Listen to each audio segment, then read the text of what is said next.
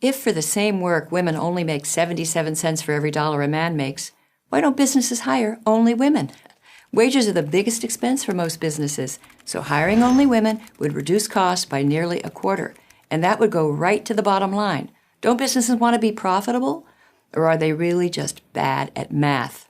Well, actually, it's the feminists, celebrities, and politicians spreading this wage gap myth who have the math problem. Here's why. The 77 cents on the dollar statistic is calculated by dividing the median earnings of all women working full-time by the median earnings of all men working full-time. In other words, if the average income of all men is, say, $40,000 a year, and the average annual income of all women is, say, $30,800, that would mean that women earn 77 cents for every dollar a man earns.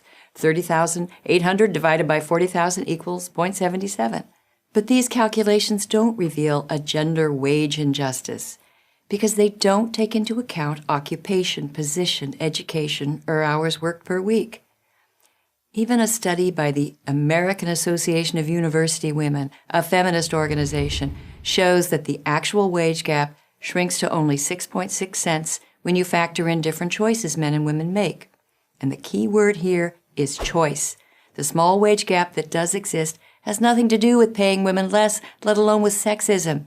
It has to do with differences in individual career choices that men and women make. In 2009, the U.S. Department of Labor released a paper that examined more than 50 peer-reviewed studies and concluded that the oft-cited 23-cent wage gap may be almost entirely the result of individual choices being made by both male and female workers. Well, let's look at some of those choices. Georgetown University compiled a list of the 5 best-paying college majors and the percentage of men and women majoring in those fields. Number 1 best-paying major, petroleum engineering, 87% male. Number 2, pharmaceutical sciences, 48% male. 3, mathematics and computer science, 67% male. 4, aerospace engineering, 88% male. 5, chemical engineering, 72% male. Notice that women outrepresent men in only one of the 5 top-paying majors by only a few percentage points. Now consider the same study's list of the 5 worst-paying college majors. Number 1, counseling and psychology, 74% female. 2, early childhood education, 97% female. 3, theology and religious vocations, 66% male. 4, human services and community organization, 81% female. And 5, social work, 88% female. Here, it's the women who lead in all but one category. Even within the same profession, men and women make different career choices that impact how much money they make. Take nursing, where male nurses, on the whole, earn 18% more than female nurses. The reason? Male nurses gravitate to the best-paying nursing specialties, they work longer hours, and disproportionately find jobs in cities with the highest compensation.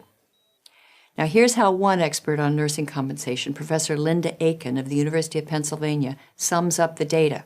Career choices and educational differences explain most, if not all, the gender gap in nursing. The Department of Labor paper concluded that once these differences are accounted for across all professions, the unexplained wage gap is somewhere between 4.8 and 7%, almost identical to the 6.6 percentage gap found by the AAUW. But why is there any gap at all? No one knows for sure, as both the AAUW and the Labor Department concede. There are so many variables that drive wages that no single study can cover them all. Few wage gap studies control for variables such as dangerous work environment. Men are vastly overrepresented, for example, on oil rigs. And here's another variable. Men are more willing and able to work long hours without advance notice. According to Harvard economist Claudia Golden, even if 2 lawyers have the same education, same specialty, and work the same number of hours, firms pay more to someone who is willing to always be on call and ready to be in the office when the firm needs them, as opposed to wanting a more regular schedule. This isn't sexism, it's just common sense. With more realistic categories and definitions, whatever wage gap remains would certainly narrow to the point of vanishing. So it seems that business leaders aren't bad at math simply because they don't only hire women. Those who claim that for the same work, women earn 77 cents on the dollar compared to men, on the other hand, are not merely bad at math, but at telling the truth. I'm Christina Hoff Sommers of the American Enterprise Institute for Prager University. To subscribe to our YouTube channel, click here. To help keep our videos free, donate here.